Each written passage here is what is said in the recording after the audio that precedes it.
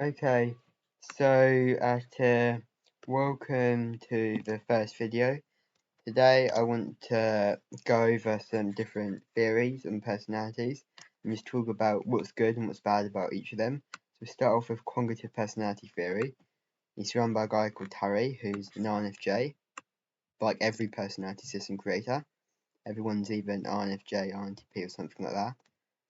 That's what everyone is in the MBTI community. To be fair, most of them probably are, but still, a few probably aren't.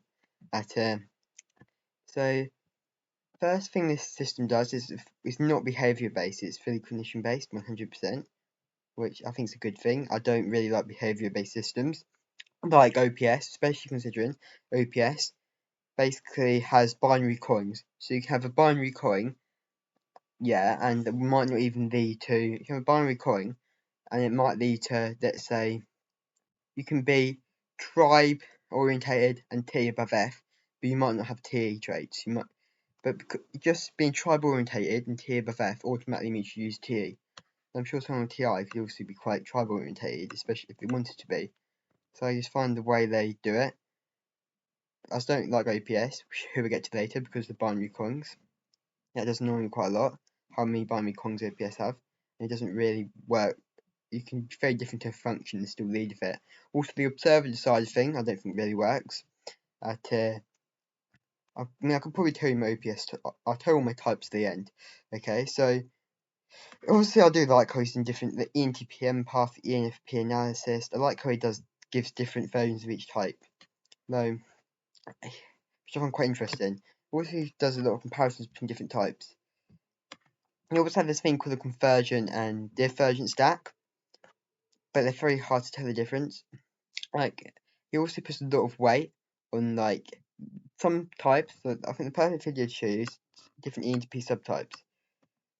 Here, I think, okay, no, we don't need any for you. As long as functions are reconciled. So, okay, so if we just, okay, oh my gosh, no, seriously, right.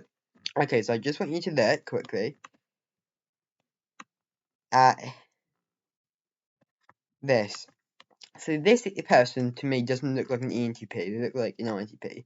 They've got 4 decent introverted functions, with 4 SE blind spot, and very little FE. They've got basically SE and FE blind spot. SE is INTP's weakest function, FE is the second weakest in most systems. I don't believe the generic system works either, and I'll explain why. And I'm going to kind of create my own system, I guess, that combines these systems together, which I haven't fully made. Which is like TI and SI and NE all being strong, surely make, especially with a decent FI too. These are meant to be ENTP's weakest functions, FI and SI, and even NI. Honestly, the combinations of these 6 functions being strong, TI, SI, and NE, honestly makes me think that would be an INTP. And I do find an observant divergent stack a different perspective on each of the types. There's simply no way someone would have a tertiary function that low, or even the 8th function, and the 4th and 7th that high. And it just and this subtype this one is very more stereotypical ENTP. I do think like even though people are very extroverted, I find there's very few people have any FET and SE as the top 4 functions. So I think that's a bit stupid, honestly. That's actually a subtype, and only TI, even decent introverted functions. The rest are all very weak. So then FI and SI should be weak. SE should not be strong. TE should not be strong. FE should be decent, but definitely not very strong. You know, so then FE can be stronger than TI in the ENTPs. The ENTPs can have higher FE than they have TI, so I don't think you should always assume they have that. Okay, this type here is basically the one with NI-FI blind spot. I wonder why NI is blind, you know SI is the inferior function. Once again, it's a very extroverted type. I find how some of these ENTPs are quite introverted ENTPs, but whatever. So honestly, you just have this. What makes this type different to an INTJ or even a RSFJ? All the functions look balanced to me. Maybe these ones are slightly stronger, but maybe here and here slightly stronger. But all 8 functions look very balanced to me. And why does this ENTP have equal NE and FE and TI and SI? Surely the NE, FE, and TI should be way stronger than the SI. I mean, I guess according to his theory, NE is slightly stronger, but maybe I'm misunderstanding this graph slightly. But based on looking at them, honestly, I don't really understand why an ENTP would have SI and any of the same strength. Like, what's the difference between any type in the alpha quadra? Like, third in the SI, FE responsible. Look, okay, so let's go on objective personality. Right, they've got nine. So they basically operate on binary coins. So they have tribe v self. And my issue of this is you can have tribe and thinking preferences, but still not really care about effectiveness. Because there's nothing in thinking v feeling that means you're going to be good at TA. There's nothing in tribe v self that means you're going to be good at TA. It could just be a good combination of TI and FE. So I think you've got to look at it from a less binary perspective. I also think 512 types, even though I do think there's more than 16 types, it's just, I think 512 is just way too confusing and way too many. Like, it's almost like they're making up types for fun, which can be an interesting thing to do. I'll be honest, I can make up fun theories, but there's no serious way. And they're also, these guys are kind of quant artists too. They're quant, but they also, I just don't like the system. Okay, so 9 coins. They have tribe v self at it's tribe v self at it, then play, feast, sleep, etc. They have animal. The animal thing I kind of like a basic idea of, but I don't actually believe it's. I think there's definitely some adjustments that need to be made to it if it is a real thing, and even that I'm not 100% sure about. But so I'm still developing my own theory, but I just think OPS has so many issues, especially the binary coins. The binary coins, and there's issues, more detailed issues within how they decide whether you're a thinker, feeler, intuitive, sensor. I think there's too many issues. I also question Dave and Shan's types. I think that actually, especially Shan, I think Shan is probably an ESTJ myself, but whatever. By Dave's definition, I don't see how he's intuitive, but he is intuitive, but by his own typing system, he's not, because how they decide sensors for intuitives is fully by language, even if a person can think very abstractly or very intuitively, but still be a sensor because they can still be a sensor because they don't use many analogies, and I think it's just or they don't make many guesses, and I don't really see Dave making too many guesses, if I'm being honest, or using, and most of his analogies are very concrete, and that's more of a sensor thing.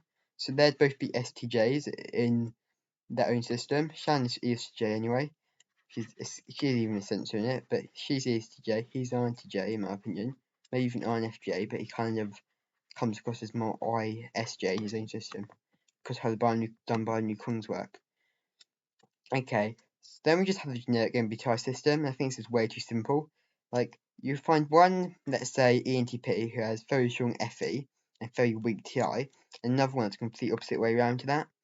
So, my personal belief is, honestly, that everyone has two very strong functions, okay? And I do kind of buy the savior and demon concept that everyone has two very strong functions and two very weak functions. Because according to my experience, you're not meant to have any of your unconscious functions, even though you can be quite good at your unconscious functions. Like, that INTP and INTJ have no common functions, but people still confuse them. Even INTP and ENTJ can get confused, and they're nothing alike. One of them has T as the fifth function, and the fifth function is usually very weak most of the time. The fifth function can often be one of the weakest functions.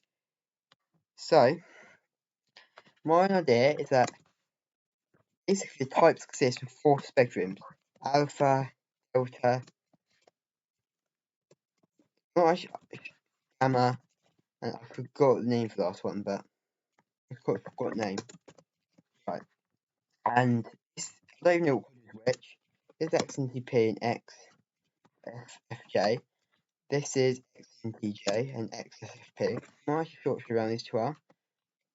I think this is XNFP, XSTJ. This is X, and this is X at NFJ and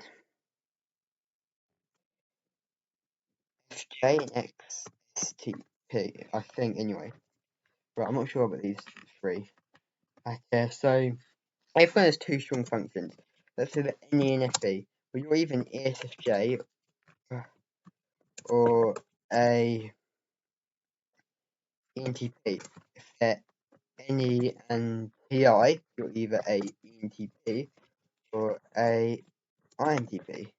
So basically, taking these two, you have to pick the strongest perceiving function and the strongest judging function. So basically, then you have to pick which way round they are. In my opinion, the easiest thing to work out is the inferior function. And personally, I'm not sure if I'm a TI-NE INTP or an NE TI ENTP. I'm not sure which one of those I am myself, but one of the two myself. I'm not sure which though. Definitely parts of me that suggest either. But the idea is you can definitely look at each type and kind of perceive what they're going to be. Like, basically put the two strongest and any combination go together. For example, you can have two introverted functions first. Like, some INTPs will actually be TISI, or some ENTPs be NEFE, ENTP or ESFJ, INTP. ESFJ would be your secondary type. This is the type you're closest to. The fact, a good way, I'm making this up on the spot by the way, but which I think that's important. If anyone wants to type me in the comments, you can. But I think a good way to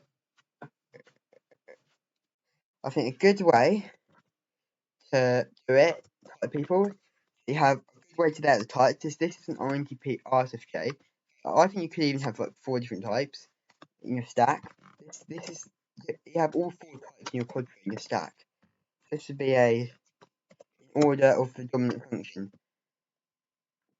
And you can have access to 4 different modes in order of strongest to weakest. These you can switch about. Like, so this would be an ENTP, INTP, ESFJ, RSFJ. Like, have 4 different stacks you can go into.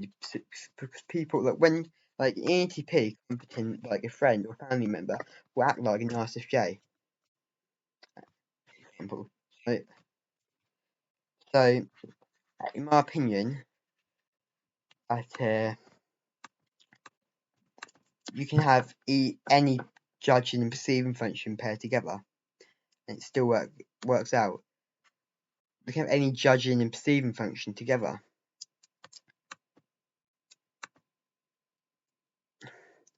So, in my opinion, it's interesting to look for his theories. C.S. Joseph, I really don't like his theory that much. Firstly, I don't think he's typed himself correctly. He's obviously a TE and NE user. He's obviously ENFP or ESTJ. And he also has this interaction method, like directly informative, for example, and he just seems a bit to me like, why are you doing this? Why is this necessary? Like, do you really need all these interaction styles? C.S. Joseph, they don't seem very necessary to me. That you have all these random type-in sample interaction styles. Like, he just seems, it's almost like he's built a system to be the type he wants to be. In this case, it's actually ENTP, but it's usually most typists want to be INFJ, INTJ, INTP, or maybe ENTP sometimes. Notice that. There's no better types than others. They all have the pros and cons, but I've noticed a lot of people want to be that just to appear rare or smart or something, which does annoy me a bit. But C.S. Joseph is at ESTJ, maybe ENFP. That'll be my second guess. So anyway, that's the end of my first video, guys. I have a few different typing systems, introduce you to the basis of my own, though it still be developed more, and I'll see you guys next time.